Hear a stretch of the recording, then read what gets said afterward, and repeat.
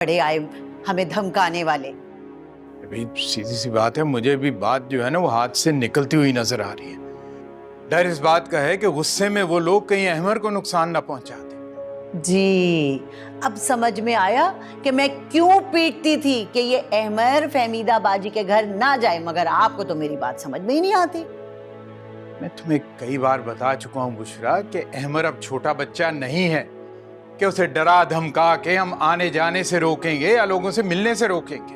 हाँ बिल्कुल ठीक, वो बच्चा नहीं रहा, लेकिन अब उसके साथ यही करना पड़ेगा, वरना अहमर को कोई बड़ा नुकसान भी पहुंच सकता है।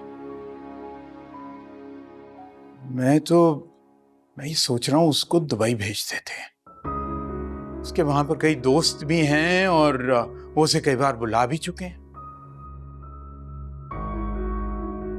आइडिया तो अच्छा है आपका, लेकिन इस तरह अकेले नहीं भेजूंगी मैं उसे वहां। अब वो तो देखो, उसको पहले वहां पर जाने दो, सेट होने दो, उसके बाद फिर देखते हैं ना। इतना तो मैं भी जानती हूँ, जाहिर है हमें जाने में वक्त तो लगेगा, इसीलिए कह रही हूँ बीवी का वीजा आ जाए ना साथ तो ही ठीक है। बीवी? अरे फिर कौन सी बीवी? अरे आपको याद नहीं, सुना नहीं था मैंने क्या कहा था उन लोगों के सामने अहमर की जल्द शादी के बारे में?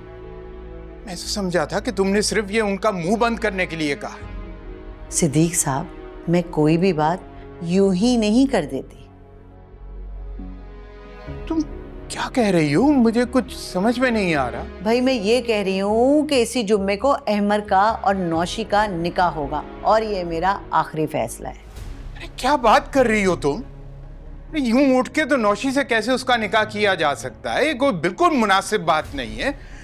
क्यों नहीं हो सकता ये? एक बात मैं आपको बता रही हूँ, अगर आपने इस बात में कोई भी रुकावट डालने की कोशिश की या अहमर को इत्तला करने की कोशिश की तो एक बात याद रखिएगा, मैं ये घर छोड़ के चली जाऊंगी, किसी को नहीं बताऊंगी कहाँ गई हूँ, फिर ढूंढते रहिएगा। अरे